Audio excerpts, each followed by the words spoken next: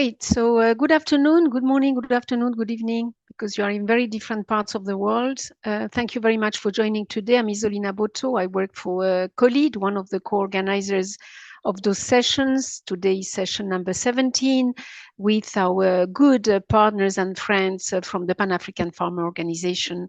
And a very important topic today is the potential of African regional markets for the small, medium and enterprises, for smallholders, for cooperatives, for the private sector, for the African private sector, and specifically looking at some of the successes, as always, from entrepreneurs. We will have 5 entrepreneurs today, and a very, very important support organization in the area of finance, Aceli Africa.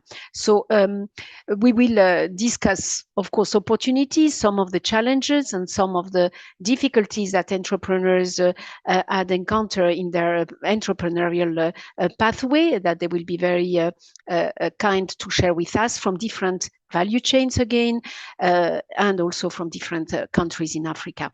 But without a major delay, and I can come back to some of key points afterwards, I would like to give the floor to Jeremy KNOPS from COLEAD. You know him very well already. Is the organization I'm very happy to work for, an association, non-for-profit association of private sector operators in the agri-food sector across continents, with a strong presence in every continent now.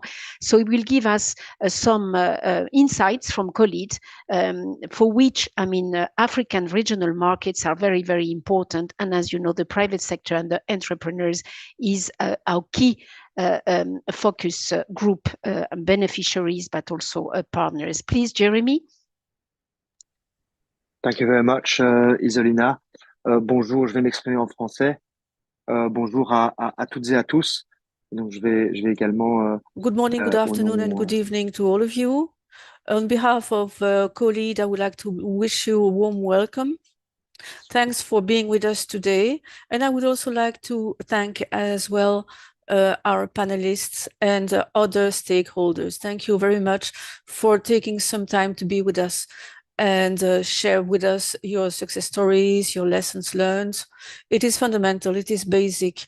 This is part of our approach. As Isolina said, we are a private sector association, and our common denominator for all our activities is to implement actions allowing the agri-food business to be a key contributor to the sustainable development.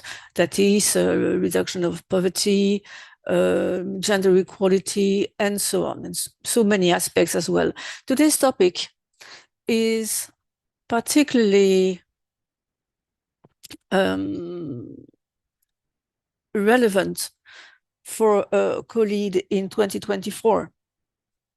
Our association initially was created 50 years ago in order to support private operators, in order to create links between production of agri-food products in ACP countries and the importers in the EU, importers of such products. And we have a series of programs which are funded by the EU, by the Agence Française de Développement, the ACP countries, and so on. So historically, we are focused on access to markets, on developing technical tools, training, and so on. The aim being to allow African farmers and worldwide farmers to gain access to the EU markets. And this has been at the very heart of our action for the last 20 years. Of course, the situation has evolved noticeably. For instance, 10 years ago, the new operators emerged, new cooperatives, new SMEs sent us requests for support, and there was a change in our center of gravity in the interests of those companies. For instance, 20 years ago, 80 to 90% of requests we were receiving were coming from SMEs exporting SMEs. SMEs exporting to the European Union. And today it is quite the contrary. I mean that today, in programs like Fit for Market Plus and the situation is completely different, i.e. 80% of requests for support we've received over the last 18 months, that is 550 requests from SMEs and cooperatives. 80% of these companies are active domestically on the national markets. 30% of those requests also come from firms which are active as exporters to the EU and to other countries, and 30% are also active on regional markets. And we are focusing on those companies, on those MSMEs, i.e. approximately 180 companies. Looking at them, looking at their characteristics, we can identify 3 factors which are worth, which deserve some attention. All these MSMEs which are active internationally are also active nationally, which doesn't come as a real surprise. 80% of those same companies get their supplies from external smallholders. 1/3 of MSMEs active on the national markets are also active internationally, that is the EU, but also other countries. I'm thinking about the Caribbean MSMEs, for instance. And 25% of these MSMEs active regionally are also processors. And this is pretty lower than the average today for active MSMEs. 60% of all companies sending us requests for support are active in processing. Just to tell you that basically today, in terms of profile, the companies sending requests for support are growing. There are opportunities, and of course, these opportunities should be exploited. And this involves working on the macro-political level, trade exchanges, customs, and so on. But to be more concrete, in terms of training and technical assistance, it makes us focus on other topics which differ from those we had on our agenda 5 or 10 years ago. For instance, management, overall management of businesses, marketing, branding. These are all new aspects. Processing as well. Today, we receive a lot of requests concerning processing, especially packaging. And also, we are supposed to strengthen links and to develop more sustainable models among producers, smallholders, and MSMEs on the local, regional, and international markets. So that was my introduction, just to share with you a few figures and to give you a rough idea of the situation as it stands today in COLEAD. Hence the relevance as well of today's session, because we plan to keep developing our activities in that direction. And I would also like to thank, of course, our friends from PAFO for this cooperation, for their cooperation. Isolina, I give you the floor.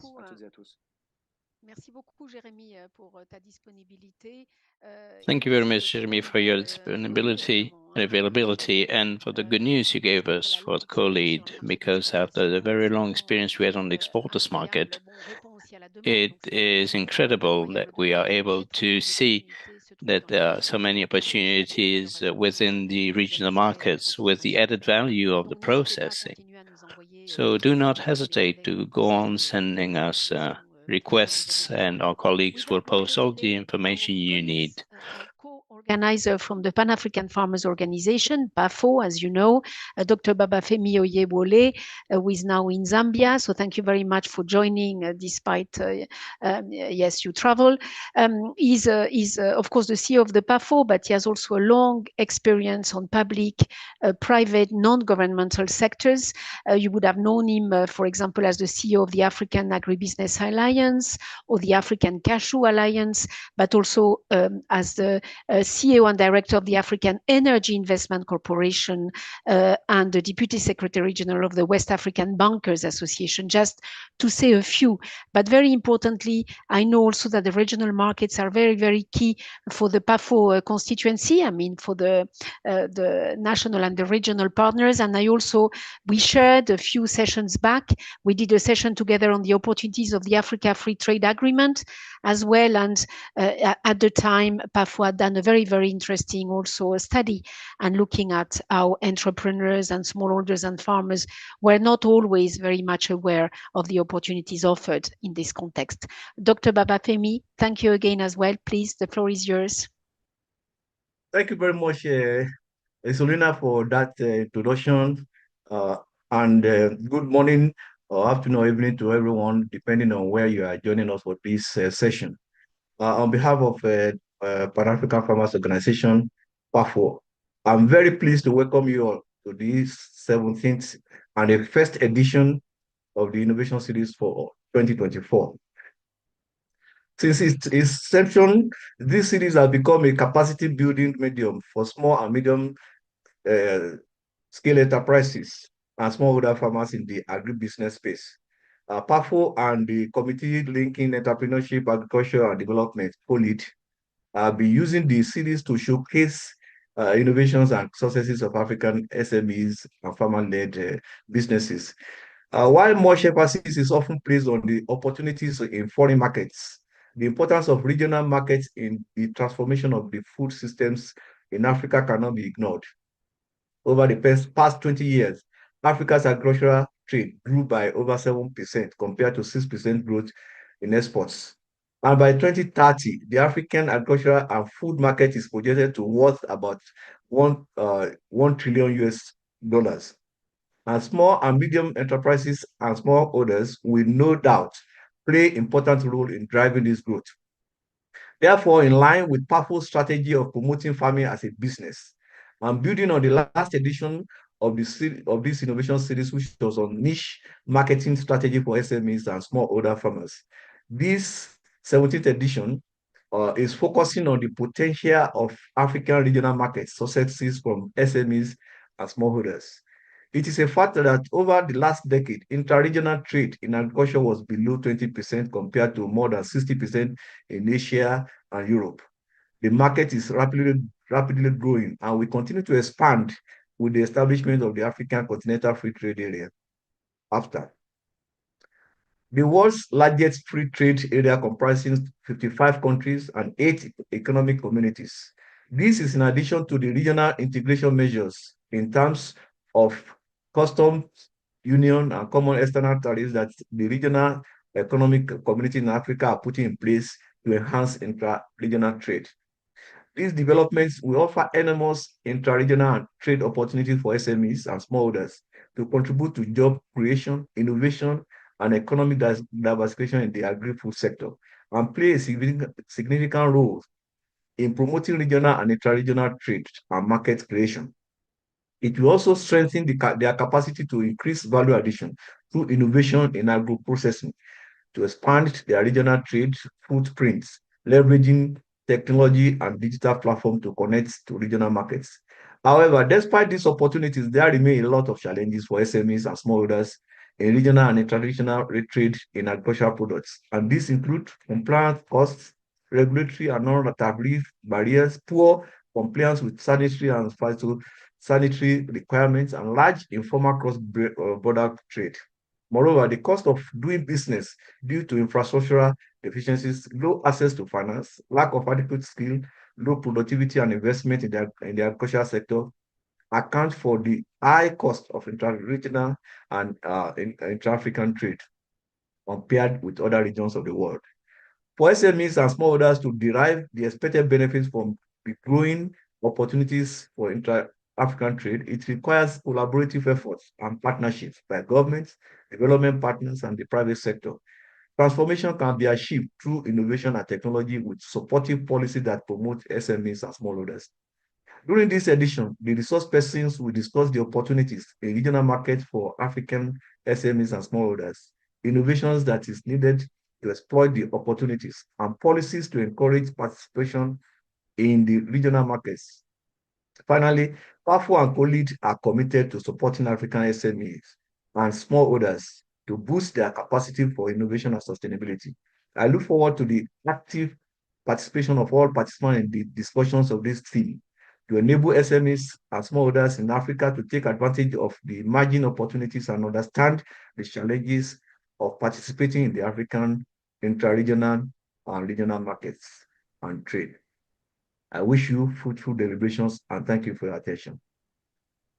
Thank you very much, Babafemi, and thank you for coming despite you travel and your mission now. So we all agree that we have new opportunities, that many entrepreneurs have seized them in the regional markets in Africa. So we want to learn more after this also comprehensive introduction from PAFO and COLEAD to know more how they have made it. I mean, even when there are successes, what were the challenges, and that we can learn, as always, lessons across regions and across value chains, what innovations have been required to meet these regional markets, what incentives I mean the entrepreneurs had or could receive to tap into this market that is of course booming because of the urban population and the middle class population as well, and has a lot of opportunities in the processing sector, as the note with the program shows to you. Without major delay, we introduced the first entrepreneur, so Ari Malichi, with the co-founder and managing director Wuchi, Wami, specializing in sustainable beekeeping practices, processing and distributing. But he also, like many of our entrepreneurs, trains the farmers on a number of skills that are needed to better produce and in a more sustainable way.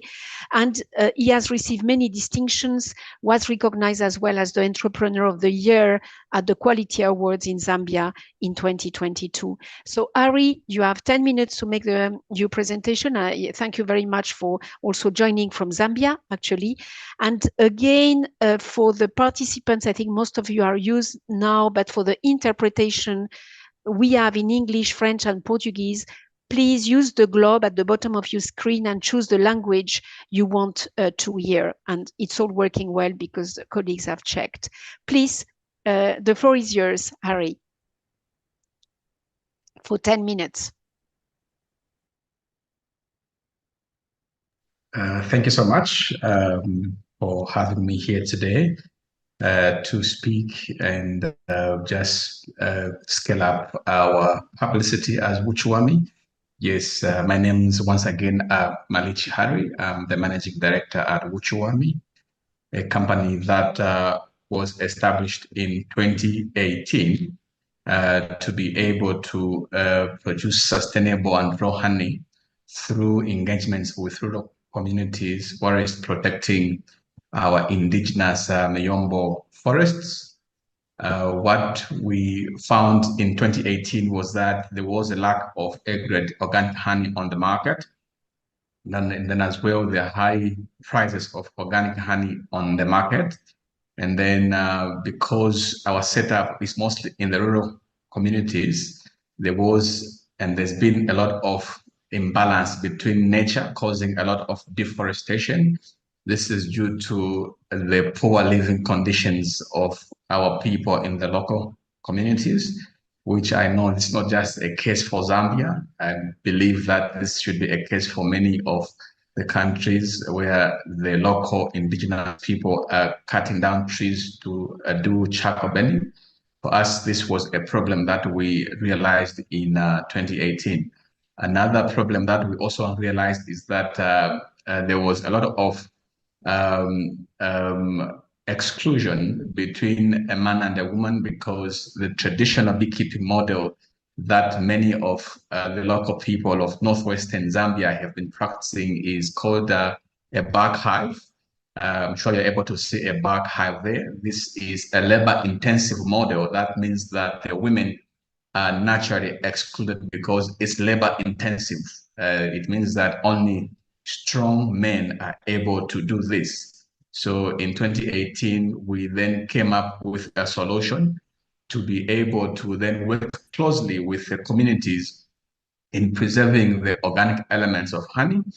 Another one is that we then, through our model where we use a top beehive that is made from an easy to plant pine wood, and is also, it's not labor intensive as well, allowing the women and the youths to also participate in the beekeeping model. We realize that then this can help a lot of our local people to then be economically independent. And in our model, or rather in our value chain, we then focus on 3 impact model, which is the climate adaptation, where we're saving the trees. And then we also focus on the social side, where we bring in about inclusivity for the woman that was not really doing any economic activity. This then translating into a better economic or a better living standard. Yes, through working with the communities now, we then can deliver a better and a competitive price placed product that then is able to fetch good returns on the market. I must mention also that our model is that our business is eco-inclusive. That means that we're more focusing on the impact side of the business. Yes, so this has given us a lot of traction to then be able to scale up in terms of our local market share and our export market share as well. So our impact model is focusing on, number one, no poverty. I mentioned that when we get into a community, we then onboard a farmer, but then one thing we realize is that a farmer still has a little to no knowledge about a business, and as well, they don't know really much about the climate side. So we train them in sustainable beekeeping model. We also train them on farming as a business, so that now from where they are, even when we give them the inputs like a beehive, the inputs like PPE, we are able to move them from a $14 per month as a monthly income to as high as a $48 per month. And we've worked at the moment already with 1,244 smallholder farmers, creating 44 jobs in our catchment area, which is Mwinilunga and in Lusaka. We also work with the populations. I mean, I mentioned already that the women have, for the most times, been excluded.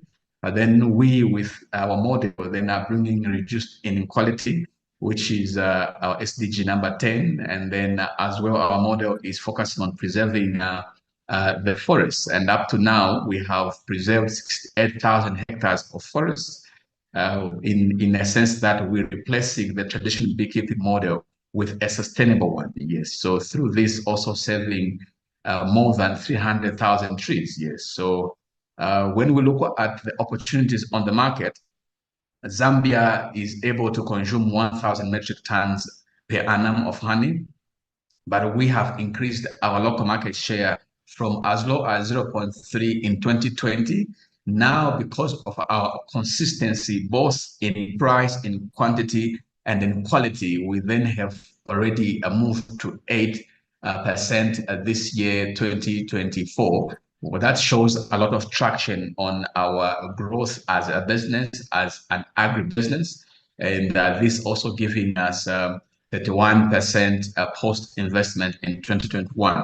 Yes, so again, in 2018, when we were beginning, because we believed in the model, we believed in what we can do, we believed that we can be the agent of change to the many problems that our communities are facing, like poverty, like deforestation. We invested ourselves using our own money to make 10 beehives in 2018 from our own coffers. But as we speak now, we have now from the 10 beehives, we now have more than 15,000 beehives because of our model and our belief that we can do it as a local people, because then we are the first ones that these challenges we will then be able to address. Yes, so We've now, as of last year, expanded to 4 more districts, which includes Kalumbila, Kasempa, and Mojimanzovu, away from just Munilunga, where we've been working from since 2018. When we look at partnerships, because we are an eco-inclusive business, we believe that the challenges that we are facing cannot be solved only by Wami alone. We are open to partnerships. We've partnered with Worldwide Fund. We've also partnered with Prospero, which is a UK-funded organization. We also partnered with the Zambia Development Agency. We've partnered with SEED, which is an organization formed by the United Nations Environmental Program.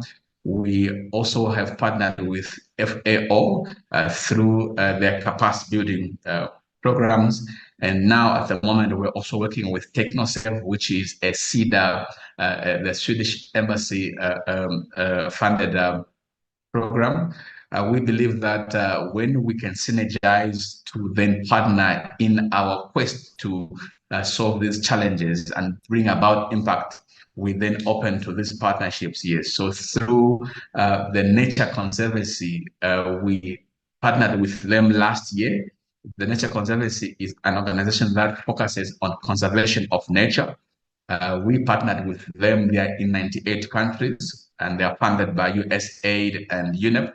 So we've partnered with them to train 20,000 farmers in the next 3 years, which is a very good milestone for Wami, and we're excited because through training the farmers, and we'll realize the impact that we've been fighting for the many years. And as well, this expands as well our production capacity, because when we train the farmers, then we're able to as well offtake the honey from them.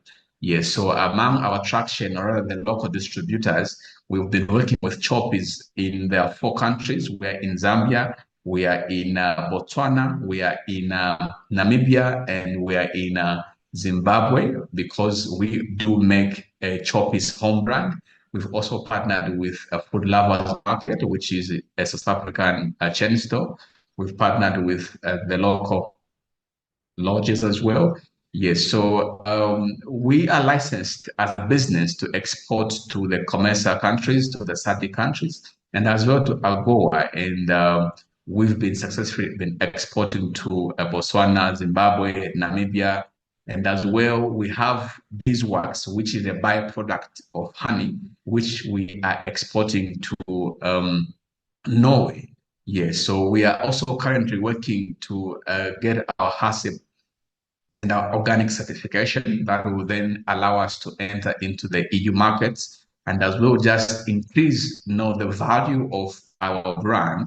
And we already are also working to onboard Pick and Pay Southern Africa, because they have interest in our honey, and we're excited to continue to collaborate with the chain stores to ensure that our end users are able to then have access to our best product, our premium product, which is honey. When we look at the market growth, Zambia is producing 2,000 metric tons per annum, but there's a lot of potential to produce 20,000 metric tons per annum. This calls for a lot of investment into the honey value chain, and more importantly, in the sustainable honey value chain, because I know that there's a lot of honey production in Zambia, but the question is it sustainable? Are the people cutting down the trees, or they are using sustainable models? Yes, so that's why we are an advocate for sustainable agriculture and smart agriculture, so that even after 10 years, we're able to continue to have our Nyombo forests. Yes, so when you look at as well the export market and just the global market for honey, you realize that honey now, because people are adopting to then use organic honey, you see that there's a lot of growth. The market is growing at a 5.5% compound annual growth rate, which calls for a lot of investment into this market, into this industry. And as Wami, we are excited to grow. And of course, it's a business, and there are a lot of competition. We have competition as well from other players on the continent. But to mention a few, we have Zambezi Gold, we have Rwanda and Wuchi, and these are local players on the Zambian market. Yeah, but then we stand to beat this competition because we use intricate methods to retain the elements of natural honey, and as well our prices are competitive in a sense that we are able to then make them affordable to both the bulky and the retailers as well. Yes, and with our model that we use to train the farmers, we've realized that this product then can be owned by the local farmers. They are able to advocate for it, and because then it's also in the green space. So we are excited to grow. As I mentioned, our business model is very strong on community ties because we have the local farmers that we train, but then we don't just train them. We put them under a cooperative, which we named Kwasha in our local language, which means help a farmer, because we believe that the business model without investing in a farmer, then you can't go anywhere, because a farmer is a greater stakeholder in what we're doing, as well as alleviating poverty in an economy. You need to begin working with a farmer to be able to empower them with the knowledge, with the capacity, so that they may understand that this is a business. Yes, so this has been our model. So thank you, Ari. You are wrapping up. You still have one slide very quickly. Thank you so much. Yes, of course, this is our team. Yes, from our team, we believe that you cannot scale up a business without a proper team with necessary expertise. And as Wami, we've been building a business, but then using teams. We believe that if you can build a team, then you can build a business. So that's what we've been doing. And we're excited to collaborate with many stakeholders that are on this call. Our lines are open. I'm sure you're able to get our contacts from Isolina, but we are privileged to be here today with you to learn and as well just to synergize. Yes, thank you so much. Thank you very much, Ari. Very interesting presentation, and how you are serving already the COMESA and SADC countries, which are not also easy countries. They're competitors with a very nice branded product, and really very happy to see you support sustainable food systems, which is really like we do at COLEAD and PAFO, to look at the social and environmental dimensions, as well as integrating the smallholders through better prices and inclusive approaches and fair prices. So also helping them to organize themselves into cooperatives and to support their skills development. So very, very impressive. We get back to you. Very nice presentation. Without major delay, let's now actually go to Malawi. We stay within the region. Victoria MWAFULIRWA, I hope I pronounce it well, founder and managing director of Homes Industry, with again another award-winning agro-processing company based in Karonga in Malawi. The company is really the leading manufacturer of branded sunflower, cooking oil, maize, and peanut flour, and works with a number also, she will tell us, impressive number of smallholders. But Victoria is also the Secretary General of the Cross-Border Traders Association of Malawi, so very, very important for cross-border trade, and involved in a community. All you would see our entrepreneurs, in addition to making money and being successful in business, have that dimension of supporting the communities, the women and the youth, empowering communities, and she has a strong background on communication. And actually, I would like to also thank, she's in the room, Feladi Chiloane, who is the president of Ignite Alumni Association. I will put the link there, who really looks for the economic empowerment network of women in Africa in agribusiness, and with whom we have collaborated as well, for example, by bringing Victoria. So Victoria, you have the floor. Please go ahead for 10 minutes. Thank you. Thank you very much for having me, and thank you everyone on the call and on the platform. Indeed, it's a great pleasure to be here, and very humbled to actually be able to be speaking to such an esteemed set of people this afternoon. My name is Victoria MWAFULIRWA. I am Managing Director for Homes Industries Limited. We are an agro-processing company based in Karonga, and we're, came into being in 2016. We're working with a network of over 5,000 smallholder farmers, 80% of which are women, and then another 20-30% which are youth. And we work with them in a model that is able to empower them, teach them. And after the training, we monitor the product. And after we monitor the product, we are the primary buyer for that particular product. We offer the extension service. We offer all the guidance, including the post-harvest handling, that will enable them have the better yield and harvest. We are based in northern Malawi, in Karonga, and are working in 5 value chains currently. So we are in sunflower, which is used for cooking oil, groundnuts for peanut butter and peanut flour. We've got the rice, which is the Kilombero rice, probably the best rice on the planet. We work it in white rice as well as brown rice. And then we have the honey. Next slide, please.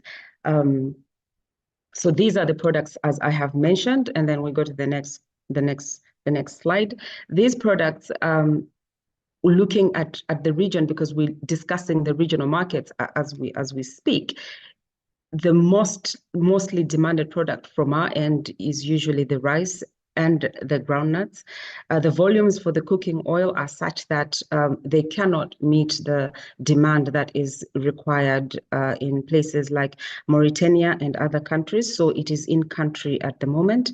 And so we are predominantly exporting the rice, the groundnuts, just to mention those. But we have recently also established a market in the United States for the rice. Next slide, please.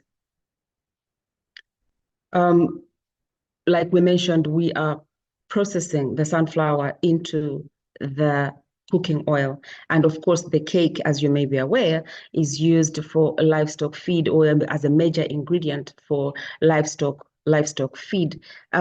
These are situations where SMEs are now graduating. SMEs like homes industries are graduating from just producing crops and aggregating them for sale, but then venturing into the actual value addition, whereby you're not only increasing the monetary value, but you're also increasing the presence and diversity of the particular product onto the different markets.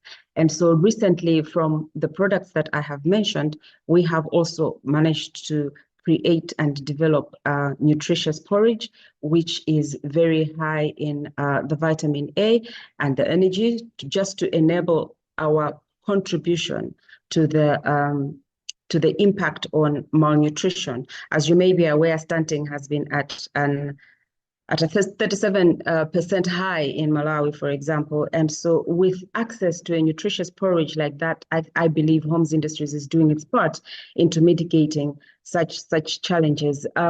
We have been able to put ourselves on a website that where we are able to access and be in touch with the markets externally, just beyond the borders of Malawi. And so we find ourselves in a space where we are not only creating value for Homes Industries as a business, but also for the smallholder farmers that we are working with, because we are providing the sustainable and direct market for their produce. In this journey, though, while there are all these innovations in the markets that we are talking about, there have been challenges that we have faced. Next slide, please. We are looking at, the very setup of our continent, Africa, which is also one of our largest space for trade, that despite the fact that we have got protocols like the AFTA and the COMESA Treaty, the SADC Treaty, and the AGOA, all those, we still are finding ourselves challenged in the way we are able to transport our products. For example, you'll find that it is easier for someone in Malawi like myself to actually trade with the West, in this case, the United States, but unable to actually trade with West Africa in this case because of the connectivity issue. We are land linked, and so there is need for more work to be done on the connectivity and logistics to enable a smooth flow and transaction of these this nature. We are also looking at the access to equipment or access to machinery, because we are also not a manufacturing, mechanical manufacturing country. We depend on the importation. And so if you are anywhere near Malawi or this part of the continent, you'll find that there's challenges in the access to Forex for you to actually make a purchase from the countries that are actually manufacturing these goods. And then we're also looking at the challenge for the actual production of the crops.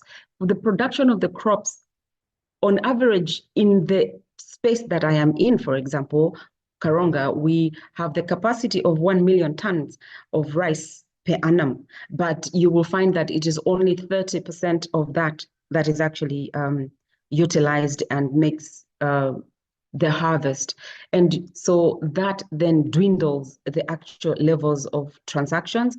But if we were fully mechanized, for example, and we incorporated all these things together, you'll find us reaching those targets and being able to have enough food for consumption, as in local consumption, as well as enough to trade and export to other countries. And of course, there's the issue of access to finance, which now becomes a very big challenge for most organizations, and especially of our magnitude, SMEs. So in this bracket, those are some of the major challenges that we are facing. And like my colleague before me spoke, Harry, those are challenges that are not unique to Malawi or just homes industries alone. And so I find that as SMEs, we should be able, to get into the space where we are accessing information, we're looking for information and not waiting for that information to come across to us. And so we are knocking on the Ministry of Trade, we're knocking on the Ministry of Agriculture, we're knocking on these doors, COMESA, SADC, and AFTA,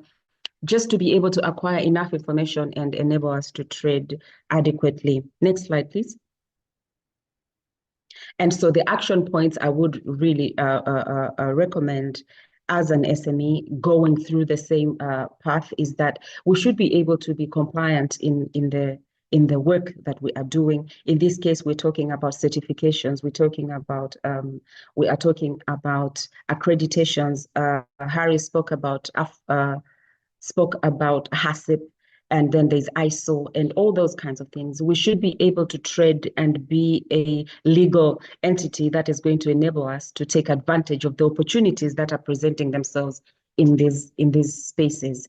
We need to seek the information that we're talking about and continuously innovate, educate, and brand and rebrand ourselves. So as SMEs, we are always learning, unlearning, and relearning, just to keep us in the game and look forward to making the impact that we want to make, not just financially, but also as a major contribution to the nutritional status and the agricultural productivity as a whole. And also, next slide, please. I would recommend that we should be able to be in the space of networking and actually interacting like we are on this platform. I am very excited to be here because it is where we are able as homes industries to leverage on the networks that we have and actually access the information that is being shared out there to meet the demand and seize the opportunities that are there so that we can be able to actually, make the best and the most out of the opportunities that we have. But then also as homes industries, what opportunities are we presenting to our colleagues? What opportunities are presenting to the partners that we have? So we are able to work with a network of over 5,000 smallholder farmers, like I said earlier on. These are then having an opportunity to actually make a decent living for their households, where the monthly income would be as low as $30 and has now risen to up to like maybe $100, $90. So that is opportunities that are actually practical and are being seized with the models that actually work. And so we should also take advantage and look at the opportunities in the marketing. Being here, thank you, COLEAD, and thank you everybody else, but being here then presents homes industries an opportunity to actually present itself to prospective partners and prospective workmates and buyers from across the continent so that we can make this work. We are looking at our country has got the Agenda 2063, whose pillar number 1 is looking at agriculture, agribusiness, and promoting all those kind of activities. It is this platform that then gives an opportunity for us to seize and tie it together. Next slide, please, which I think should be my last slide. Yes, and so by virtue of being here, by virtue of being able to interact and speak with all of us, it presents an opportunity to all of us to be able to grow and overcome the challenges that we are looking at, and we will continue to be looking at in the minutes or the few hours to come. With these few words, I would like to say thank you for your attention, and any questions that are coming later on the call, very happy to take. Thank you. Thank you so much, Victoria, for, again, a very nice presentation as well of products really in the market. And thank you for underlining, despite the successes, again, many difficulties in the way, and for encouraging all entrepreneurs, of course, to be proactive, to know better the regulations and, you know, the new opportunities, be at the regional integration level, we be at the Africa Free Trade Agreement level. We find ourselves that is not always very easy, and it requires a lot of efforts, of course, from also governments and partners and policy, but also from the entrepreneurs themselves as well. So very good. And thank you again as well to the partners you are working with, and for empowering women in the agribusiness sector, which is key. We will not meet any of the SDGs without empowerment of women in the agriculture sector. So without major delay, I will speak French now pour présenter Madame Maimouna Coulibaly. With us, Mrs. Maimouna Coulibaly. She is the first woman, a very dynamic woman, in the seed production sector in Mali. She works a lot in a public-private partnership, just like Victoria and other people interested in women participation.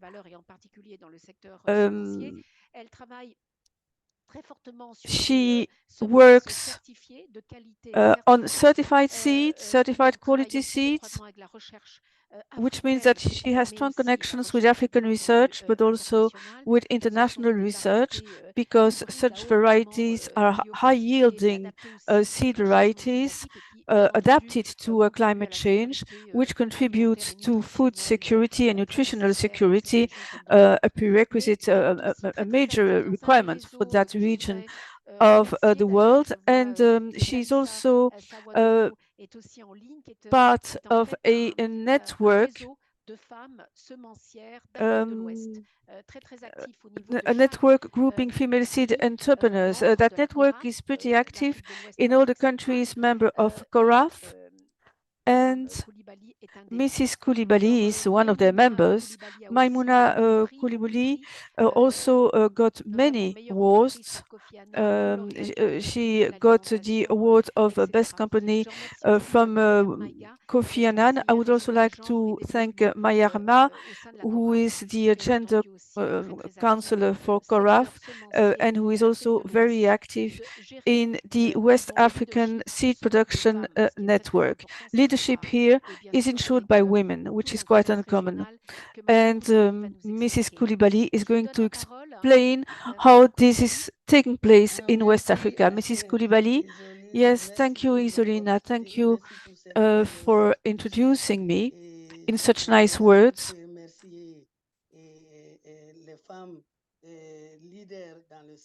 I would like to thank all women who are leading seed producers. Thank you to all of you for giving me the opportunity to take the floor here and today. Yes, we can hear you. I give you 10 minutes. And Aceli is sharing your document. So I am Mrs. Coulibaly Maimouna Sidibé. I'm the manager of FASO KABA, a private company producing seeds. We are based in Mali, in Bamako to be precise. FASO KABA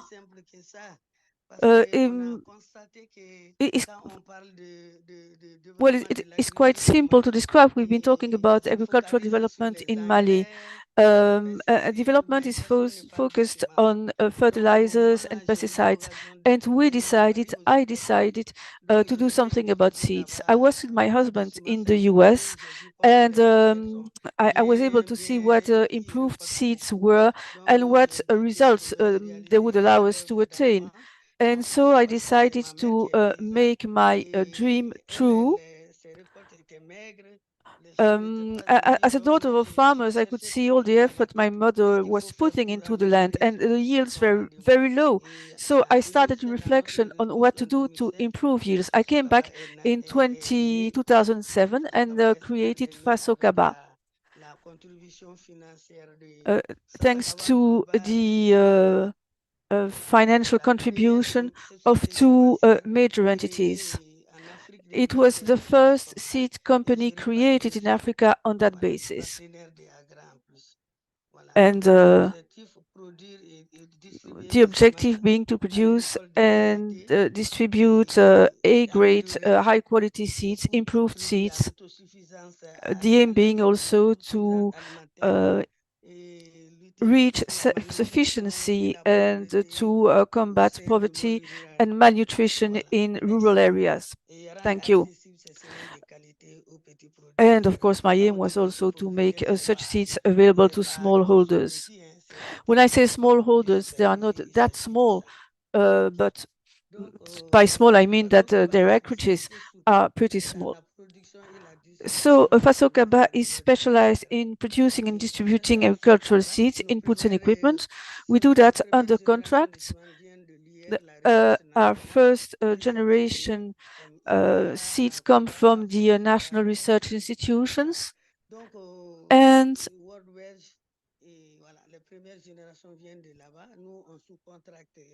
we subcontract with cooperatives that already exist in the market. We organize and conduct training. We also have a distribution network,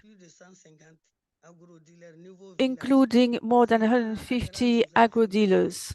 AGRA funded us, and the objective of that funding was to install and supply 150 selling stations. And today, we have 150 such offices. In Mali, you have a national federation of agro-dealers, and we work with them for a smoother distribution. We also work on raising awareness, informing and ongoing training of farmers about the requirements for agricultural seeds, trying to show them how important it is to use such seeds. We also use other inputs and provide them access to those inputs, fertilizers, improved seeds, and so on. And all these elements, all these products are close to them, and they are delivered to them in appropriate packaging at affordable prices. For instance, only 1 kilo or 5 kilos. It is easily achievable. We also provide seed quality assurance. Thanks to AGRA, we were able to invest in 2 cleaning and conditioning lines. It helps us clean the seeds and to provide the smallholders with high quality seeds. Between 90% and 90% of those seeds are viable.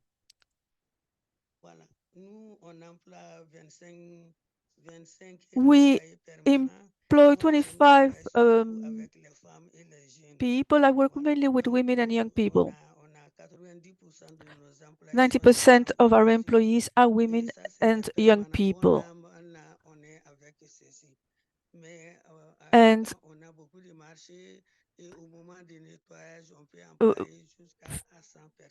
When cleaning, we may employ up to 100 people in direct jobs in the packaging units, and this takes place 6 months for 6 months a year.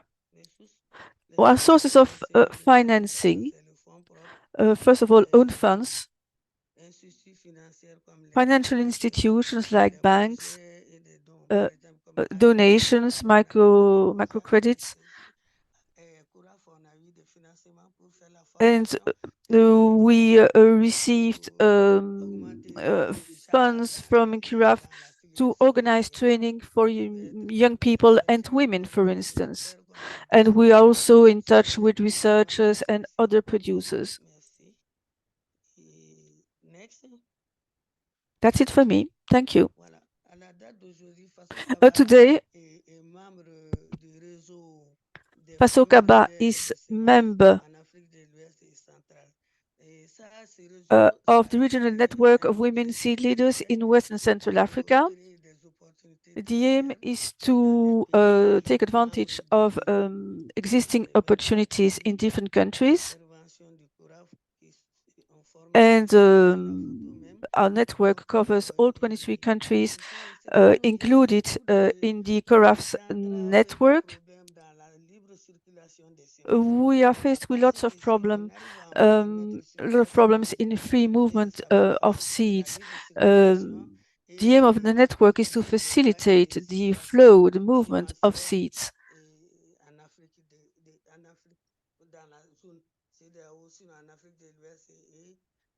Mainly in West Africa, because we have business opportunities. So if we do it individually, it would be extremely difficult. As a network, it becomes far easier to turn to other countries and to have contacts with them.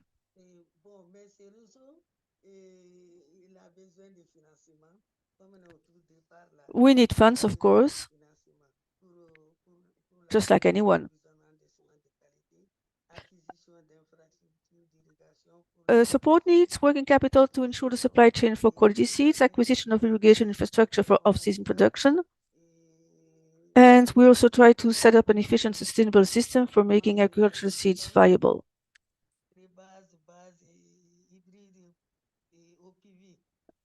These by agricultural seeds, we mean pre-basic, basic, and hybrid seeds.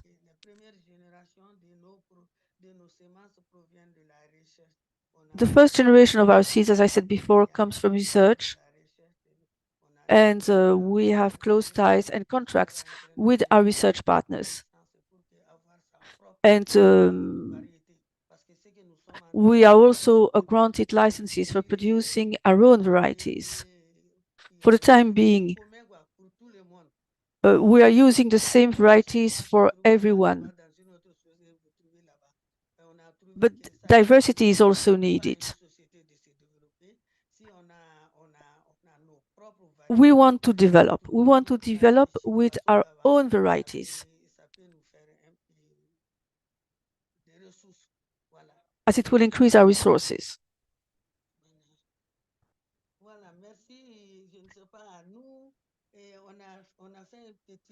So that's it for me. It was a short presentation. We have our own production modes, our own marketing methods. We have good partners. Of course, we're faced with challenges, but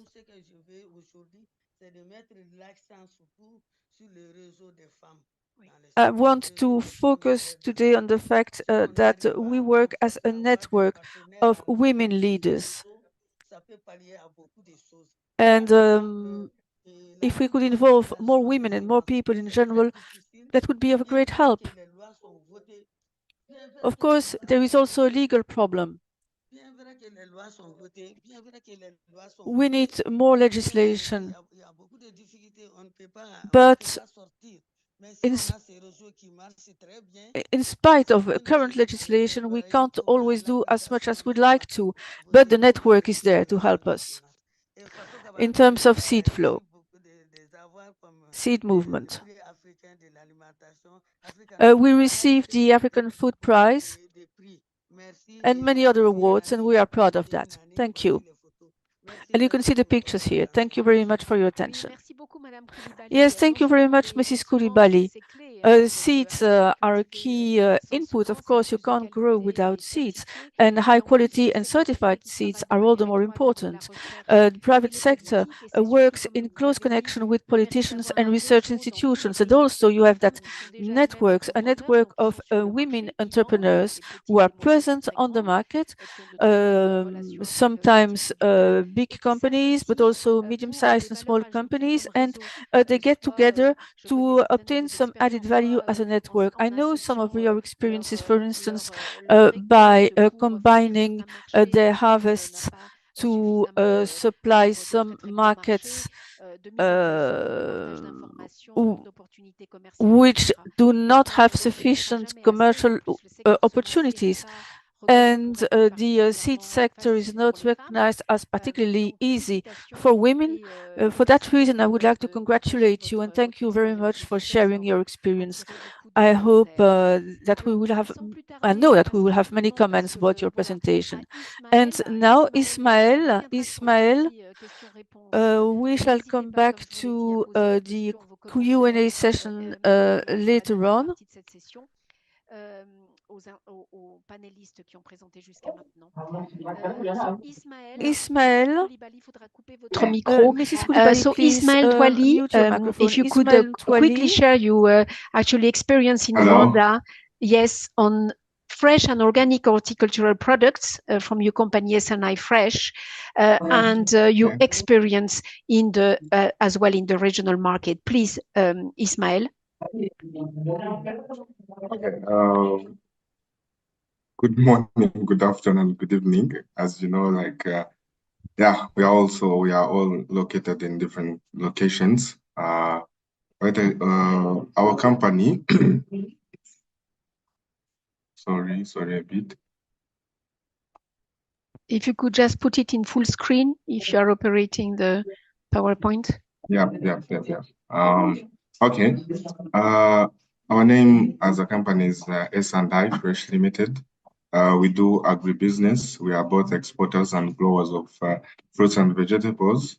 We are located in Kigali, Rwanda, and we are specialized in growing, preparing of fruits and vegetables that we export in Middle East and Europe. We are eligible on the international market. What I can say as the first one, we have to see the farmers as a person of value. They are the only one in the whole world who can live their work and be the cause of global instability. Okay, there might be like few points that I'll be tackling. The introduction as well done, foundation of our company, market size, competitive analysis, how we started on building the network base of ourselves, and the team that we work together for the achievement, okay, and the products we have. The next is foundation of our company as S&I. This stands for Southern Ismail Fresh. This company started in 2021 January. We started the idea came as entering of mode in the world where everything is a bit faked, almost like they try to make it demonstrated. Yeah, and then the idea came as how we can make, as of the food is also getting affected. So the idea came and started on how to grow organic crops based, reducing pesticides and fertilizers, where they will rely on natural process. And also we took it out of the country and made it global, because like it's something which attacked not only our nation or elsewhere, it attacked the whole world, where they try to, they use a lot of pesticides, and it definitely is inorganic food that we eat day by day. So we started on how we can grow our own crops, but organically, so that those chemicals that are used, they cause a lot of diseases. So we started a little investment with 2,000 USD, working with farmers operating in public pack house, exporting 300 to 500 boxes. As we have been growing now, we have now our own pack house. Some farms are ours, and we help locally to increase the quantity of plantation of fruits and vegetables, so that later we don't be incompetent to be fulfilling the market that we have. For now, we are able to export 4,500 boxes of 40 avocados twice a week. Definitely each box is 4 kg. So the counting is around 15 tons twice a week exporting in Middle East and Europe. As our country is a bit small and landlocked country, we went to join our neighbors. For now, we have our company running in 3 East African countries, Tanzania, Uganda, and Rwanda. Two of the countries, that is Uganda and Rwanda, we use airway transporting, so that is flights, and Tanzania, we use seaway. So, and then we have our own farms, but we can't satisfy the market we support. So we work together with hundreds of small farmers. It's almost the whole country working together in a whole country, so that we see if we can supply enough. And then now we are trying to increase our market size due to goals we set and needs to be achieved. So the market size that we have been supplying UAE, Dubai, and UK, London, and Qatar. So it's in Doha, as you can see, as it is presented. And the market that we are targeting, as we have been visiting Berlin, that is German, and Dubai, and then Doha. So we have like attending a lot of exhibitions there. So we try and see if we can achieve our goals. So the next one is the competitive analysis that we made of our product to see if they can compete on the international market. So our competitive analysis is our produce is organically grown, well packaged, and produced using HACCP components at low price, tastes different, and because it's natural, it has to taste different. Quality is provided, only the best. And the best of all is that we are growing avocados as our main product. And we try to, because we are the one who prepare the seeds, we try to make them grow in all seasons, all the 4 seasons, so that we don't be out of competent. So that is non-stop harvest. And then the next slide is almost the same as I explained above. So that is our produce organically grown, and those are the pictures shown as they are in farms. And then our packaging in HACCP, if you can zoom it a bit, you see it. This is how our packaging HACCP component is. We offload and crates, and then we sort it, clean it well, and weigh it and package it, covering the boxes, prioritizing, and then to the transporting way. Depends on the one that we are transporting to. And then here comes our organic food. Definitely it is delicious. As what I've told you, we know nature tastes different. As it is stated that avocados and chilies are the best and mostly products which are being exported after tea, coffee, and pyrethrum in Rwanda agriculture. That's how we thought on preparing our own nursery beds for raising the seedlings.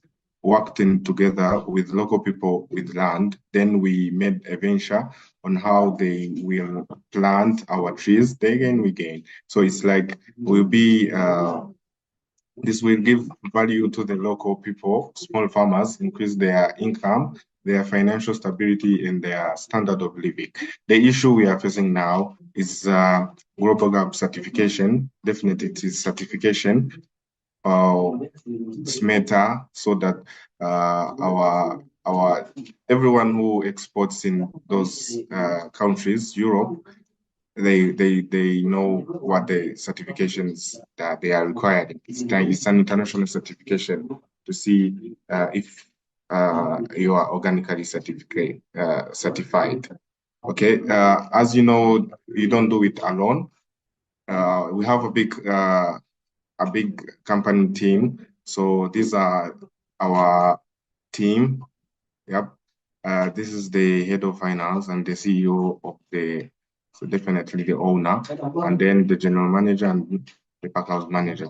That's who I am. So after this hard work of these years, we started as we were 2 months workers, 2 and 11 casual workers. But now we have 7 in staff and 5 other extra leaders on their station and 13 aggregators and 74 casual workers. We are very grateful to our workers and thankfully, we can do our job to the best. So we are looking forward to get a lot of customers because these are the products that we export. So if anyone is interested, you can join. So that was my presentation. Thank you for giving me your time. We shall connect. Thank you. Thank you very much, Ismael. A very nice presentation as well. Of course, we are very taken that you are a young entrepreneur. So we are always very, very happy to get young people into agriculture. In a country like Rwanda, we used to be an importer or rely on coffee, tea, and a few commodities. We are very pleased as well to see that it's fresh fruits and vegetables, which are keen also for health and nutrition, and also that you export them not only internationally, but also to the neighboring countries, I mean, in East Africa, like Uganda and Tanzania. So very happy to see as well the packaging you are doing with those products and the labeling and the growth that you have had. So thank you very much for sharing your experience, and more to come in the discussion. We now have our last entrepreneur presentation before going to our finance expert. Khalifa THIAM est un entrepreneur sénégalais. Il est le fondateur et en fait le gérant de JOULEU, qui est aussi au Sénégal, basé à Saint-Louis au Sénégal. Khalifa THIAM is a Senegalese entrepreneur, founder and the manager of JOULEU, a company that produces and trades agricultural products, serving domestic and foreign markets. He is also very committed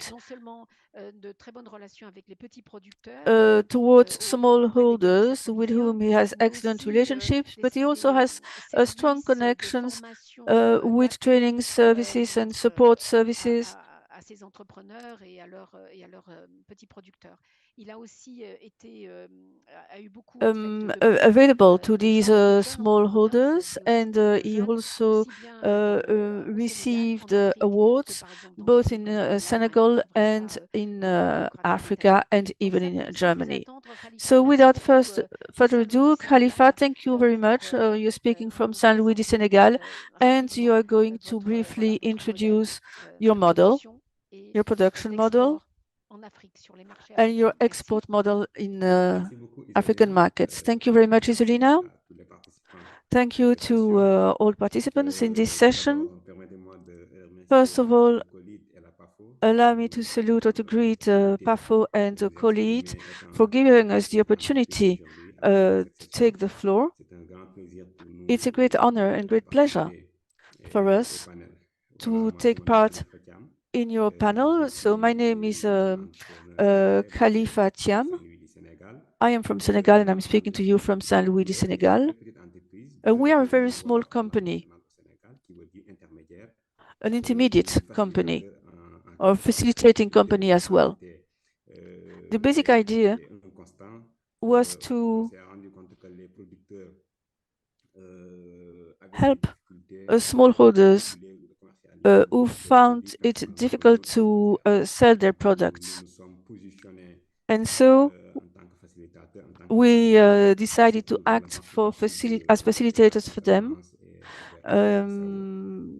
Our main markets being Guinea-Bissau and South Casamance. So that was our starting point. I'm going to share my screen.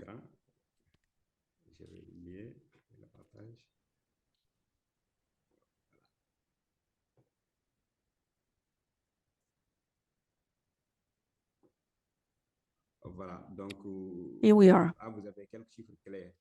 You have a few figures here on our small company. Our acreage is 5.5 hectares over 3 sites.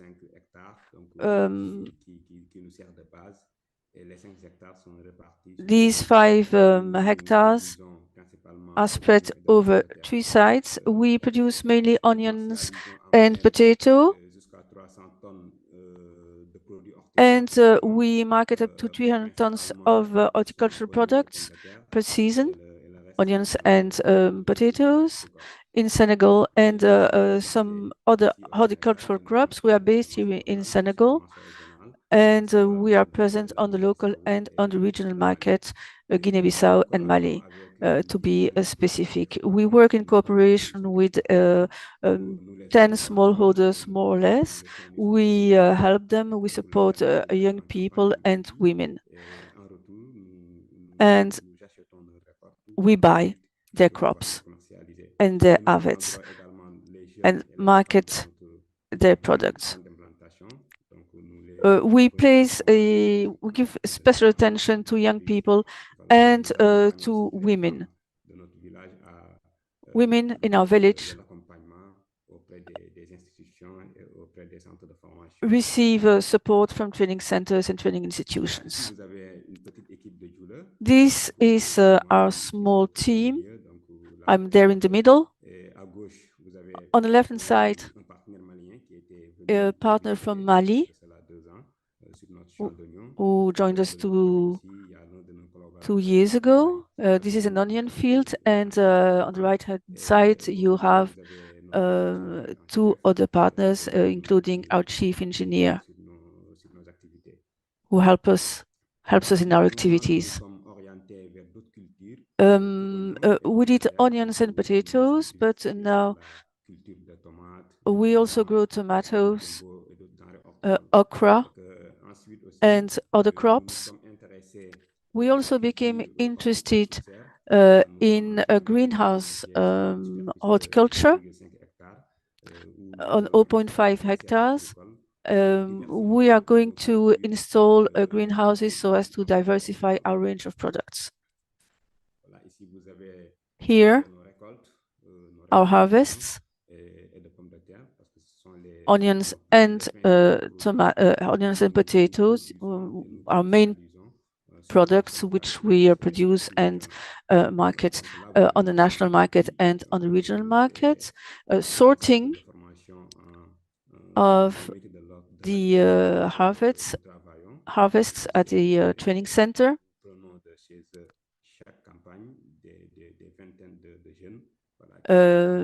Scores of young people help us recondition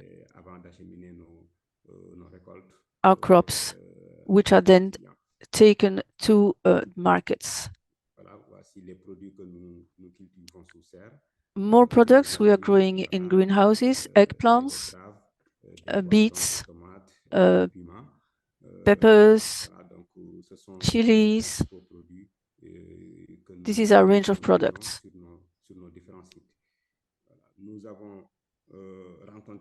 Grown on our different sites. Of course, like any other entrepreneurs, we have been faced with challenges like logistics, of course,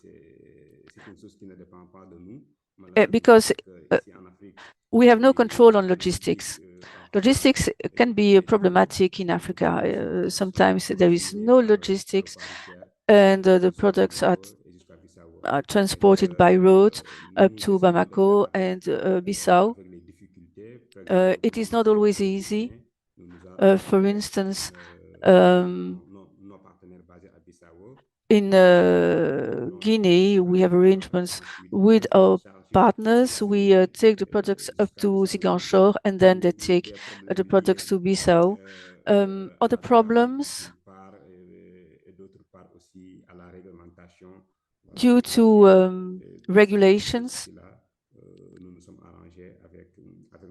We've been able to overcome these barriers with our partners. We are also involved in agribusiness because for 2 years now, our turnover has gone down because there have been new agribusinesses being created everywhere in Senegal, and their financial means go far beyond our own possibilities. And faced with such big enterprises,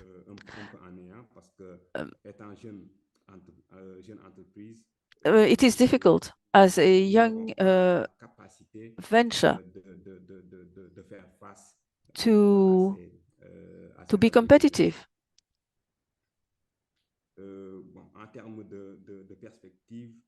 What about prospects and requirements? We want to expand our action. For the time being, we are working with 10 smallholders. We would like to enlarge our network to include 100 smallholders and farmers. And we also want to acquire more land because 5.5 hectares is not much. And our ambition would be to increase our land up to 15 or even 20 hectares.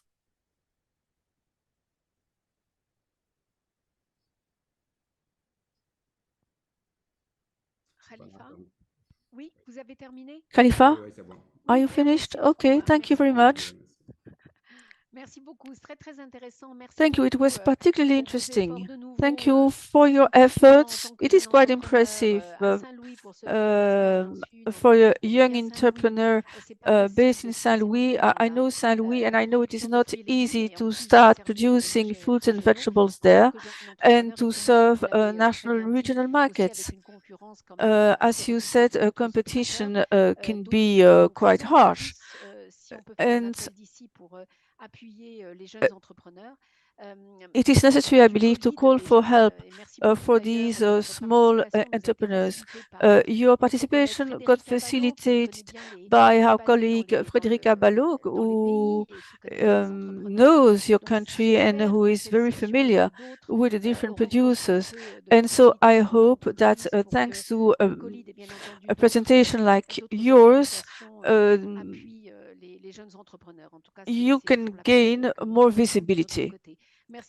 Thanks a lot for sharing your experience with us. The last speaker for today, before we have a quick question and answer, I see that there are more appreciations and a few questions, which is not bad anyway, but is Andrew AHIAKU. Thank you very much for being with us, Director and Head of the Financial Sector of Aceli Africa, with a non-for-profit donor-funded agribusiness finance market initiatives. You support, which is very interesting for us and obviously for, more importantly, for the entrepreneurs you just have heard. You support lenders to increase financing to small and medium-sized enterprises, specifically in Kenya, Rwanda, Tanzania, Uganda, and Zambia. So you look at all the country operations and programs in those countries, but as well as capacity building and also Aceli's entry into new markets in Africa, especially in sub-Saharan Africa. So of course, it's very interesting for us. You not only obviously have a very strong agriculture finance background, but you have a deep also interest in the intersection of banking, agriculture, alternative finance and policy, which is very, very important, as many bankers sometimes tell us they don't understand agriculture, or agriculture is too risky, for which, of course, we disagree.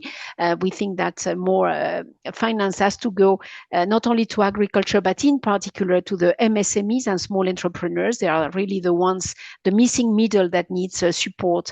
So thank you very much for joining us. I've read with a lot of interest, and I encourage our audience to do so, the last report, the last 2024 financial benchmarking report, where you have presented and shared very actually impressive results on supporting MSMEs, and we will put the link, my colleagues will put the link in the chat as well. So please, Andrew, the floor is yours. And again, thank you very much for joining us in your very busy schedule. And of course, the PowerPoint presentation will be shared after in our Agri-Innovators website. Alison will put again the link to where all the PowerPoints and the recording of those sessions will be shared. Thank you, Andrew. Please, the floor is yours. Yeah, thank you, Isolina, and my colleague discussants. It's a pleasure to be here with you today. And as we said, Aceli is a market-based financial incentive that supports partner financial institutions to increase lending to agri-SMEs in the markets that you mentioned. Maybe to begin with, I will anchor my message in a quote from a World Bank publication that I picked from the program lineup. And it says, Africa has the potential to create $1 trillion food market, but farmers need better access to help them grow and trade their products. End of quote. So there is a huge potential in Africa to do so much more than we are doing. Currently, the annual figure is about $1.13 billion, but it is estimated that by 2030, we can do about $1 trillion. But to do that, then we need to support farmers, grant them access, and to help them grow. It is very sad that there are huge opportunities in Africa. In fact, about 50 to 60% of the employable labor in Africa is found in agriculture. 25 to 30% of sub-Saharan Africa's GDP comes from agriculture. Yet, a paltry 3 to sometimes 10% is what comes from commercial credit to agriculture.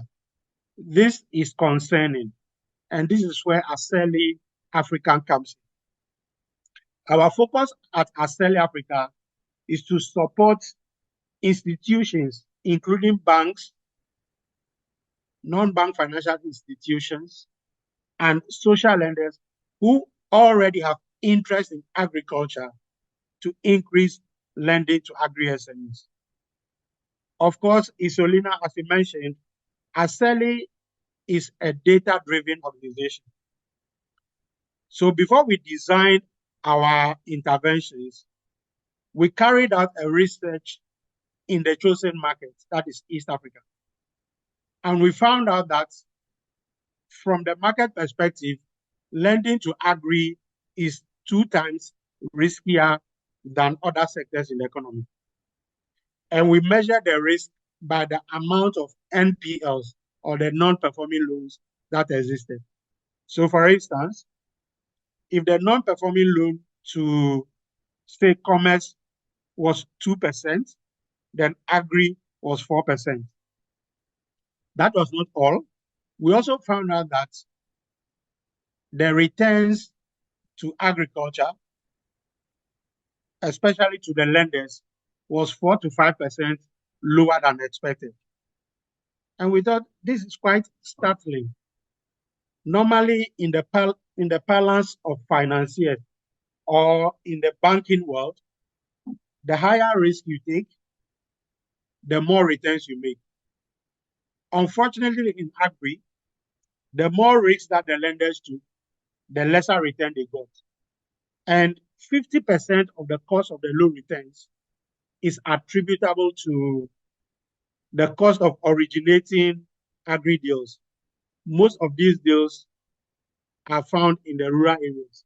So by the time the banker or the investor does 2, 3, 4 trips to the farm before he completes the deal, then the cost of originating the deal becomes high. So we designed Aceli with this in mind. So for the risk, we introduced a portfolio first loss cover, which operates in the form of a credit guarantee, but paid at portfolio level. So for every deal that a lender makes, Aceli rewards the lender with some amount of money, which goes into an escrow account or a reserve account. And in the event of a default from the SME, then the lender can claw back the outstanding principal. To support for the cost of origination, we introduce an origination incentive. So for every loan that a lender gives to an SME, we reward the lender for that loan to defray the cost of doing that loan. And aside that, to Aceli and our donors, there are 4 important impact areas that we cherish. This includes climate and environment, youth inclusion, gender inclusion, and food security and nutrition. So if a lender does a loan to an SME that covers any of these 4 impact areas, then we reward the lender with an impact bonus. So all that I've been saying is Aceli has an instrument which is a financial incentive that rewards for taking high risk, that rewards for defraying the cost of originating a loan, and that rewards the lender for lending to high impact agri SMEs. So our incentives are designed in such a way that they reward the lender for taking an additional risk or lending to agri SMEs that are especially in the informal value chain and that operate in the regional markets. Aside the origination incentive, we also do have a technical assistance facility. And this technical assistance facility is broken into 2 broad categories.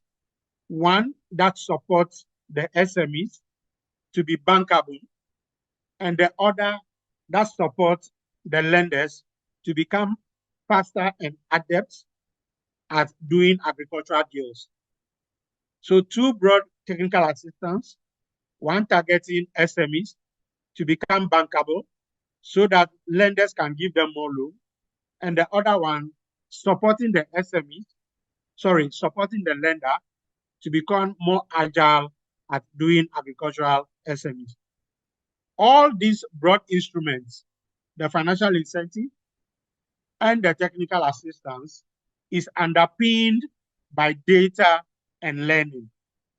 So, Isolina, as you mentioned, every year we collect data from our lenders so that we know what is happening in the market, and we publish the findings every year. It is no wonder that access to finance, as the participants have mentioned, continues to be a big concern to our agri-SMEs.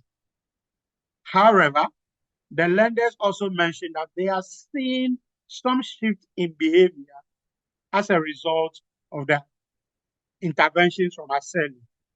And quickly, Aceli is entering its 4th year, but we have registered some of the big lenders in East Africa in our network.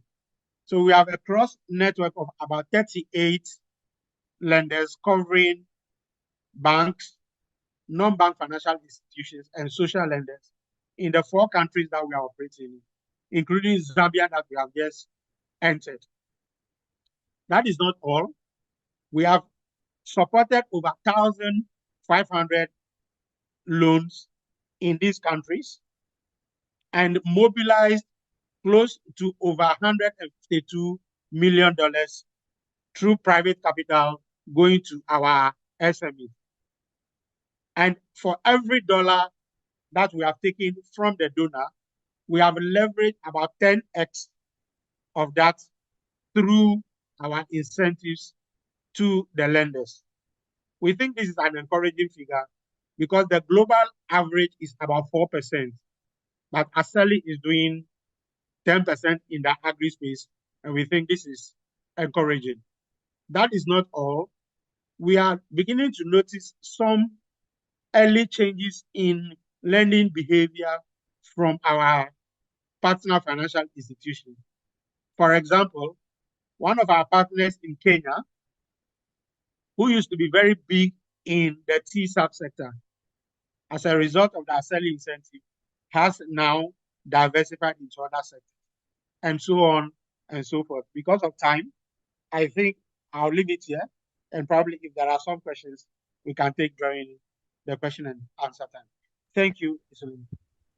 Thank you so much, Andrew, because you know that we touch a very critical point. Finance is not necessarily the first request that entrepreneurs ask for. I mean, but certainly, like in any part of the world, an entrepreneur at some point in the growth of the business model will need finance, and hopefully will need, because it means also expansion, be in markets, in products, and so on. So very, very critical. And I'm very impressed actually by the value proposition you have, including the capacity building, which is critical for the MSMEs, which is not the case for the very big, of course, enterprises. And I do hope that COLEAD will partner with Aceli as with other, because we also want to make that bridge between, you know, the entrepreneurs and the finance. Of course, we are not a finance institution, but we know the capacities the entrepreneurs need, you know, to access some of the funds. And we know certainly, and my colleagues know very well, the enterprise the part and what they need as well to improve, and how to walk that path with them, you know, to improve it. So very, very, I'm sure that all the audience and the entrepreneurs who have spoken this morning have listened to you with a lot of interest. Without major delay, we go quickly to the Q&A. So please put any question you have for Andrew, because he just made his presentation now, and take note of the report that was shared and the link that you also know more and look more into the Aceli offer. But if we start a bit in the same order, there are a few questions. I will start by Ari. Ari, they say the SADC and COMESA markets, of course, you have been, and you are very active there. Do you have any plans to tap into other regional markets in Africa? And do you see major obstacles in doing that outside, let's say, your geographical region? And one that comes, of course, we haven't touched today, but we have done it in many sessions on the climate change impact. That's across, of course, productions and across countries. And they are curious to know if you had any impact of climate change, in particular in the beekeeping part in Zambia. If you could, in 1 minute quickly, give you feedback, and any other point you want to add from what you hear this morning from the other entrepreneurs and other presenters. Thank you so much for those questions. First of all, I think our goal is to scale up our markets. And I mentioned that we already have the certification to supply the COMESA countries, the SADC and the AGOA, but we as well are already ready to then tackle other markets. For example, we've been doing our landscape market study for Mauritius, which is gonna go, this is happening in our second quarter of this year. But as a company, as an organization, we've been building capacity to be able then to export, rather scale up our export portfolio. I must mention as well, just maybe to give emphasis to our other entrepreneurs, that for you then to tackle other markets, understand the policy framework for these other markets, and then as well just do your due diligence on these markets, so that even as you go in, there's a lot of excitement with export. But I think one thing I've learned over the years is that you really need to have a lot of expertise to enter into other markets. So for us, I think now, after 7 years, is when we say we're ready now to export or to scale up our export portfolio. I should also mention that we are also targeting another market, which is Tanzania, but we already are certified to get into those markets. So, and then on the export side, we also getting the HACCP that I'd mentioned, because as Victoria also mentioned, it's important that we are compliant. The compliance side of a business is very important, because it adds a lot of capacity in terms of even your entry into other markets, because then they'll know that you are operating in certain operation procedures that then will go beyond just a country. Yes, so those are the points I'll talk about. And then coming to the impact on the climate. For us, we are driven by the impact on the climate side, because we believe that the problem that is in northwestern Zambia, if it's climate, then it will affect the whole globe. So we actually won the Climate Adaptation Award, where out of 1,023 companies in Africa and Asia, we came out #1. That was in 2022. Because of our impact, we are able to measure our impact on how many trees we're saving, and as well the hectareage that we're saving. So we are very confident that even as we scale up, we are also scaling up on the impact on the climate side. Yes, so I hope that I picked those questions very well. Thank you. Yes, absolutely. Thank you very much, Harry. And you are very right that on the certification part, obviously, as you tap into export markets, you could more easily do other regional markets, as long as indeed you do the due diligence work. And I have a bit the same for Victoria. It's also on climate change, because obviously rice is very, demanding on water supply. And if you see any impact there in the context of climate change, and of course any other thing you want to add, because most of the comments are more, as I said, congratulations than clarifications. Victoria?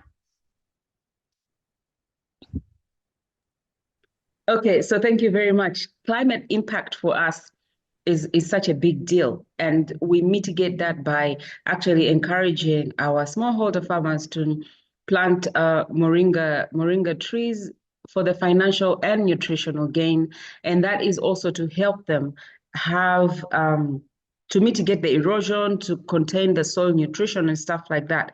With regards to the water usage in the area that we work, we are working along the lake. So we're in a lake district, Lake Malawi. But now, for the smallholder farmers to actually achieve the intended quantities or intended quality, there is need for a lot of water, and rice does consume a lot of water. So the water management, there are associations in the irrigation schemes that we work with that are called water users associations. So they are able to actually manage the water usage and consumption to prevent the wastage. So we use the water as needed and not just let the water run around.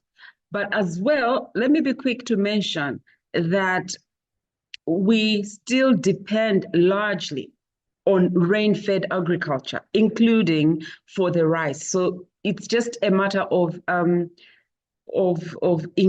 putting those beds and those what do we call those tracers, where we are able to contain the water to maintain it for a particular lot as far as that rice is concerned. And so for us to maximize on the yield, considering the rising numbers of people that want that rice locally and beyond, we need to then employ or engage into more irrigation agriculture as compared to rain-fed agriculture, because it's always going to be a letdown until this cycle of the climate change and erratic rainfall gets away. So until we have enough tree cover, until we have enough soil nutrition, until we have adequate good agricultural practices, we should be able to engage in agriculture that is going to help us maintain or manage the water consumption, thereby having it work to our advantage, because then we can control the amount of water that is consumed by the different schemes or by the different rice outlets that we have. I don't know if I answer your question. Yes, I think very clear, because in investing in water-saving technologies and, in not wasting water, but using it properly, I think it's the way to go, because obviously rice as well, Africa, many parts of Africa depend heavily on the rice imports, which is one of the staple foods as well for Africa. So obviously continuing the rice production is also makes a lot of sense. So indeed, all the irrigation and water management is critical. Madame Coulibaly, alors vous avez quelques questions, surtout sur, en plus de la vente. Mrs. Coulibaly, we received a number of questions. First of all, regarding seed sales. Are you offering extension and distribution services? Can you offer a range of products originating from your seeds? What about international trade? Quite a difficult venture, I know. Do you allow your customers to grow their own seeds based on your seeds from previous cycles?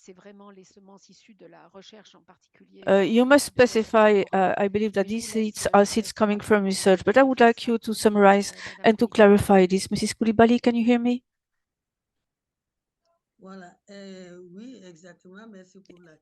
Yes, thank you for your question. It is indeed very important, because today rainfall is very low, the season cycles are very short, and we are trying to find seeds adapted to climate change, that is, seeds that can resist a number of stresses like pests, sun, and with enhanced nutritional qualities, high yielding as well, to avoid deforestation. You don't need to fell many trees to develop a plot. Using such seeds, you don't need a lot of acreage, and that's the way we proceed to mitigate climate change. And as you said, as you rightly said,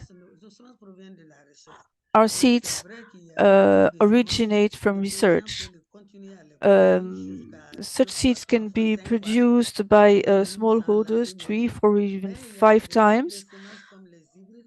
But with some seeds are the result of crossings, and you've got to buy new seeds each year because of that. Sometimes they are the result of the combination of 3 or 4 genomes. And after 1 year, or if you keep using these seeds after more than 1 year, you're going to lose vitamins and nutritional qualities and so on. And the yields may also go down. Even for rice,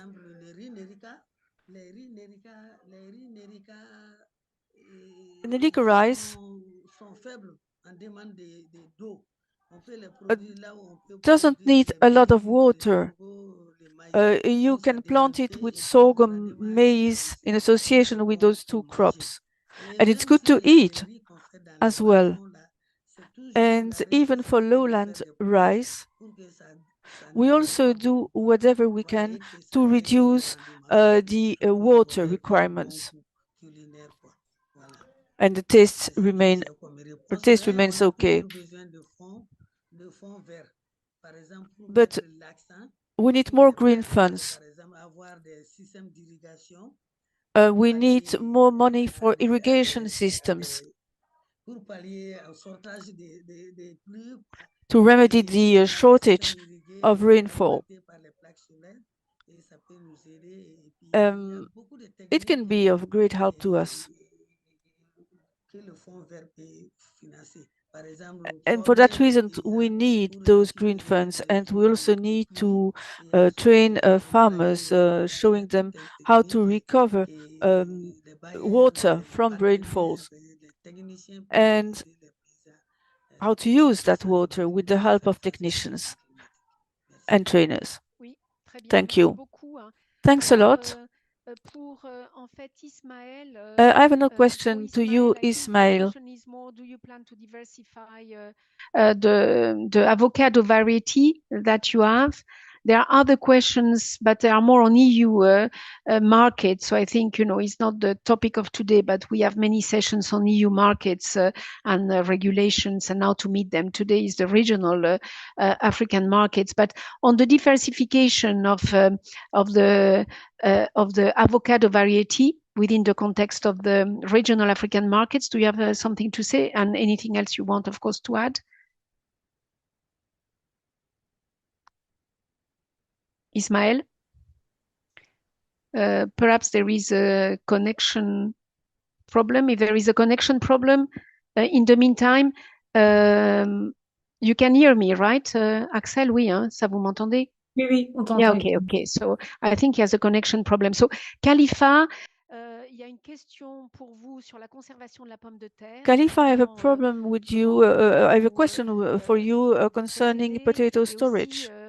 How do you proceed? And in your packaging centers, do you use sorting equipment, packaging tables? Are you planning future investments for acquiring such equipment? And about ECOWAS in general, Mali has recently withdrawn from ECOWAS. Do you believe it might have an impact on your activity? Yes, thank you, Isolina. Indeed. Today, we are faced with many challenges.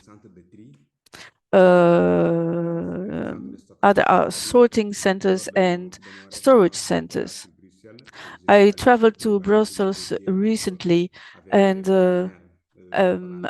I seized the opportunity to negotiate with the Dutch partners on the installation of a storage structure, because our producers suffer a lot of losses for many years now. It's due to storage conditions. For correcting the situation, investments are needed, but big investments, and we need some support in that respect. I realized that to obtain investments, you must grow your crops over 100 hectares, and we are much smaller than that.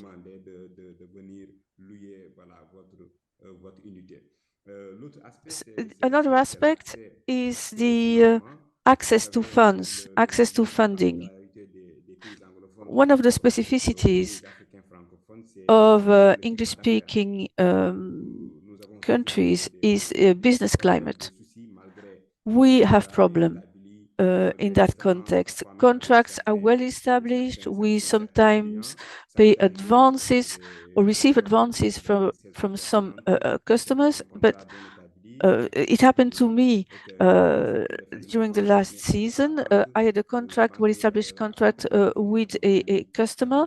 He had accepted to make an advance, but the bank refused to support us.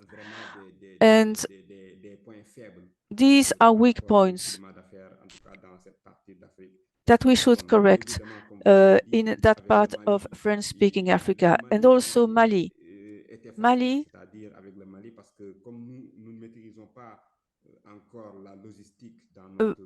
we have no control on logistics, and it is up to the customer to provide transport, among other things. We grow perishable crops. If a truck breaks down, for instance, on the way, there will be damages and there will be losses. So we always tried in the past to find arrangements with our customers. But there is no problem with Mali, whether it is part or not of ECOWAS. They are close. They need onions. It's part of their everyday diet. It is part of everyday diet throughout Africa. And in the area of Ziguinchor, we have no problem whatsoever. Okay, thank you very much.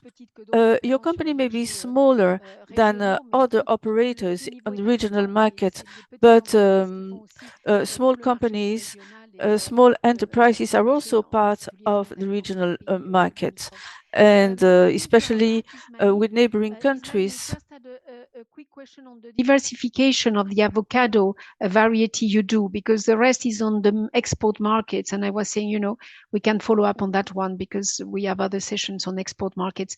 Do you plan to diversify from the avocado variety you have now, and you want to add anything else based on the other presentations quickly? You are muted. Okay. You just asked me about the diversity of our avocados, isn't it? Yes, it's a question that from the participants, yeah. Mm-hmm. Okay. Here it is. After exporting the avocados, we just export them according to the shelf life of the product, for it to reach their safe and still fresh. So then we preserve the time for the one we sold to also be able to distribute it in that country. As in Middle East, it's hot, so there is special characteristics of the product that it has to be having for it to reach safe, as well as plan the shelf life of that product.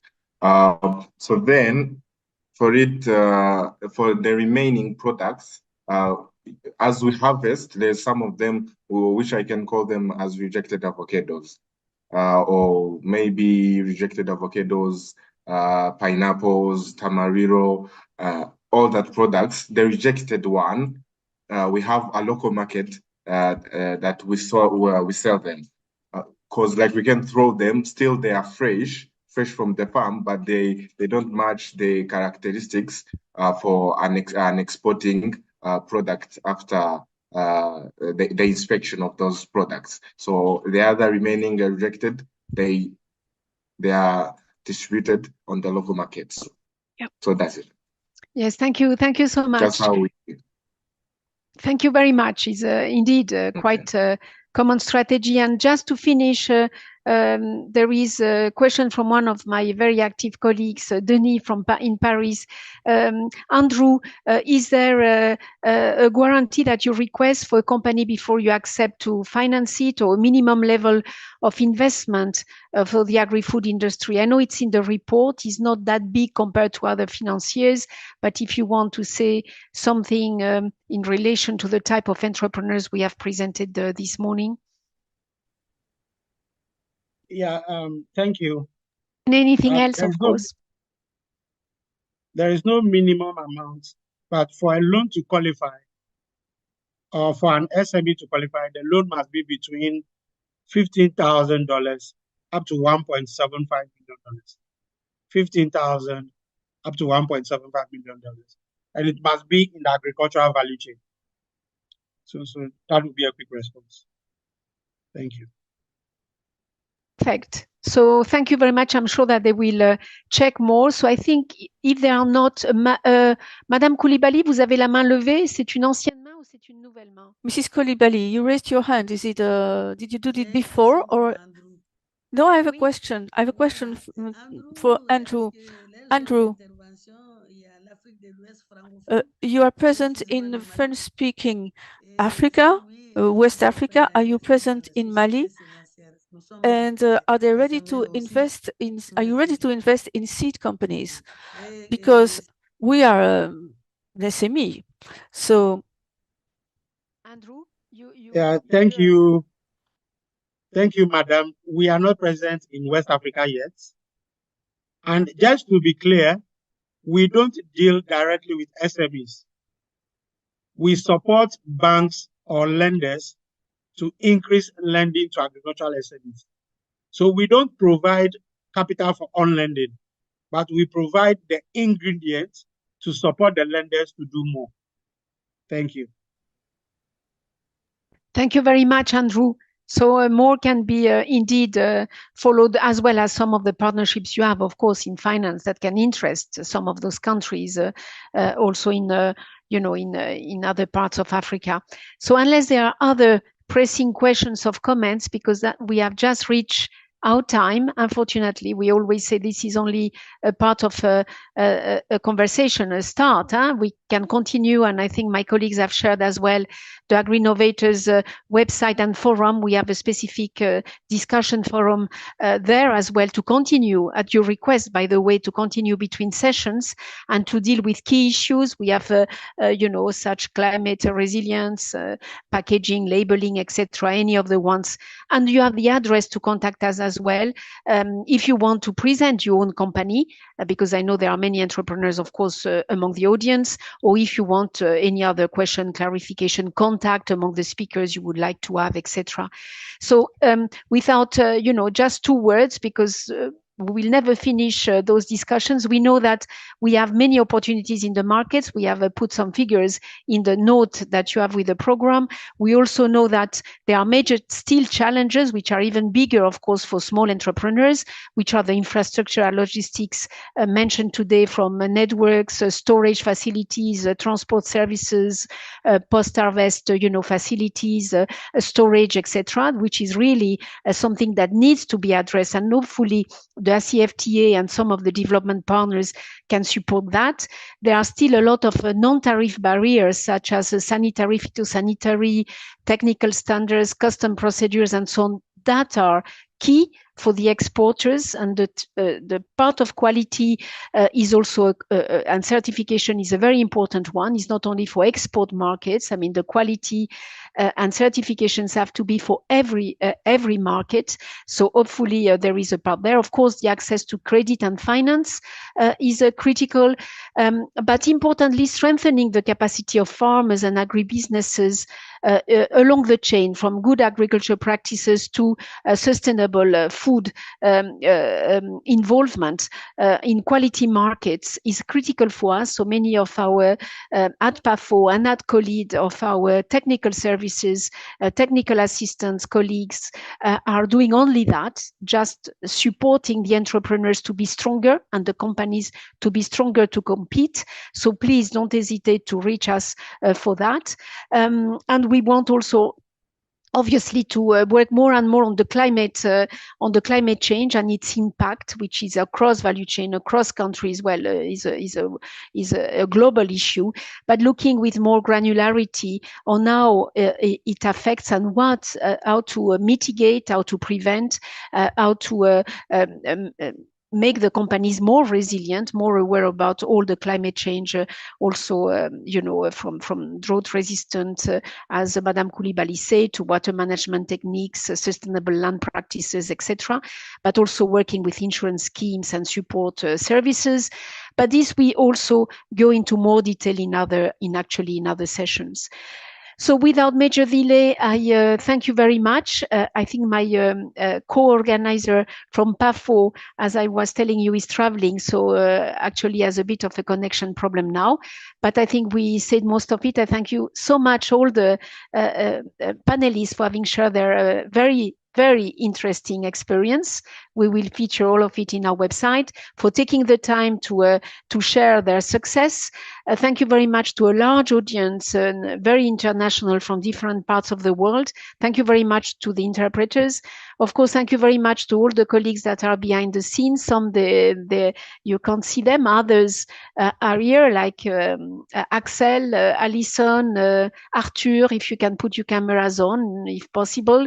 And of course, course, we also have many from PAFO. I don't know if Sandra, if INSAF, etc. are there. There are many people involved. So thank you very much to all of you. We have also in our portal, AgriInnovators, we also have the dates and the topics of the coming sessions until end of the month, until end of the year, sorry, end of the year, all 2024 sessions. Please check, you can already register and send us any input that you want. So thank you very much again. Keep well and see you next time very soon. Bye.